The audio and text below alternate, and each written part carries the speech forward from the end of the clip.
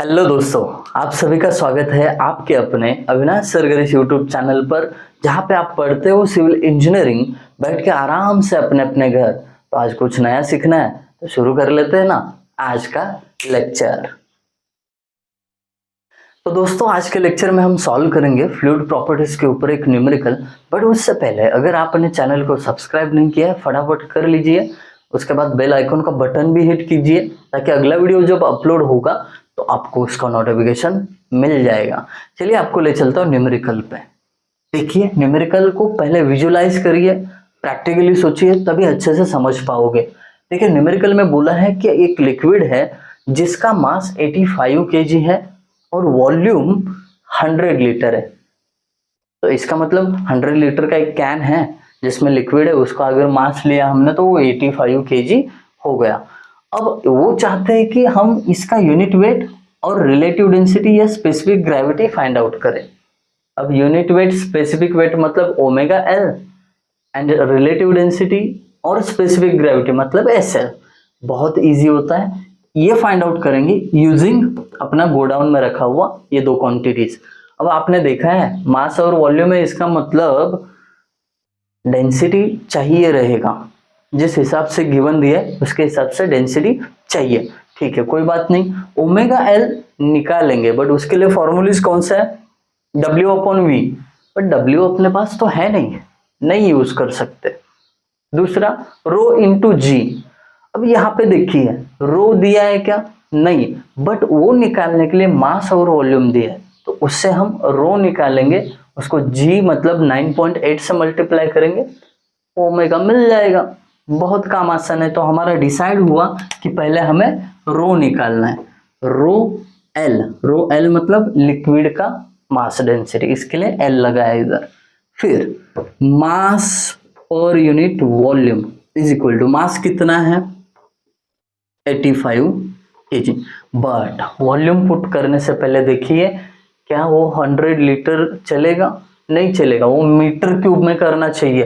तो वो कैसे करता है मीटर क्यूब में, देखिए 100 इंटू 10⁻³ मतलब लीटर का मीटर क्यूब में करना है तो 10⁻³ से मल्टीप्लाई करो।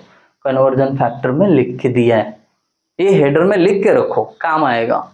डन। तो हमें जो वॉल्यूम का नया वैल्यू मिला वो यहाँ पे पुट करते हैं। चलिए फटाफट कैलकुलेशन भी कर लेते हैं। 85 डिवाइडेड बाय 100 इंटू 10⁻³ 850।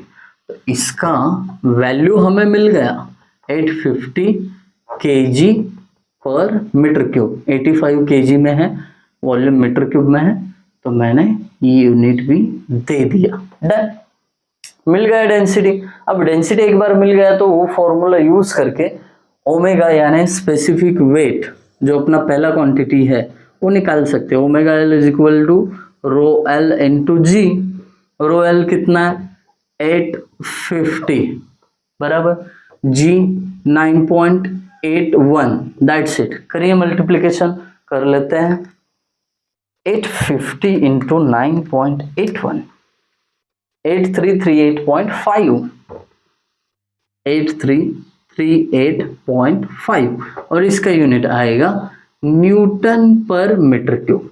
जैसे ही आंसर मिला बॉक्स पे रखिए, पेपर चेकर का ध्यान सीधा इधर जाएगा। डन। तो पहली क्वांटिटी निकाल के हो गई। उसके बाद हमें निकालना है SL। चलिए SL के लिए हमारे पास क्या क्या ऑप्शन है, फिलहाल तो हम देख के ही फॉर्मूले लिख रहे हैं बट ये आपको याद रहना चाहिए।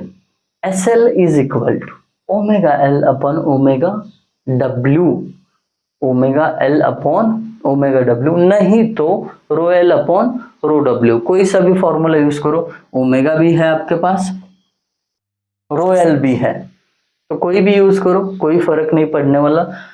हम ओमेगा एल के साथ जाते हैं। आंसर क्रॉस वेरीफाई कर सकते हो, दोनों से एक ही आएंगे। Omega L 8338.5 divided by omega W का वैल्यू क्या होता है, हेडर में लिख के दिया था उस दिन पहले ही लेक्चर में।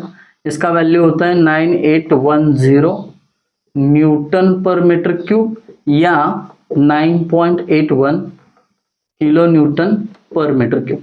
बट हम प्रेफर करते हैं पहला वाला वैल्यू, क्यों? क्योंकि ये न्यूटन में है और ये जो ओमेगा एल है ये भी आपका न्यूटन में है। That's it.